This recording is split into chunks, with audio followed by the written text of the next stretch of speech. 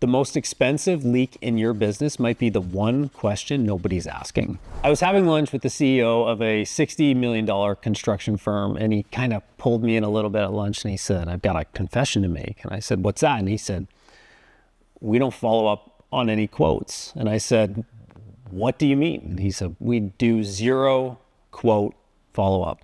We spend an enormous amount of time and money and energy to create these quotes and these estimates, and we send them out, and we do the drawings, and then we don't follow up." And he said, "But don't worry, Noah, I've got a solution. I've got it figured out. In fact, we're meeting with a firm tomorrow, and we're about to sign on a new ERP." He tells me about this ERP system. He says it's $250,000, and they're going to implement it in the business, and it's going to allow us to know if we followed up. And I said to him, "What if we could solve this for significantly less?" And he's like, "Well, how much less?"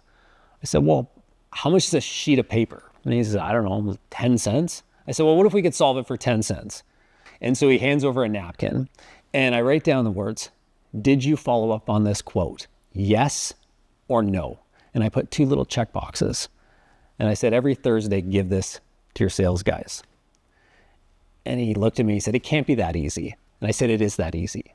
You see, what he was trying to do was mask the lack of accountability, the abdication of responsibility, instead of actually asking the tough questions, instead of actually asking his people, "Did you follow up? Yes or no? And if you didn't, why not?"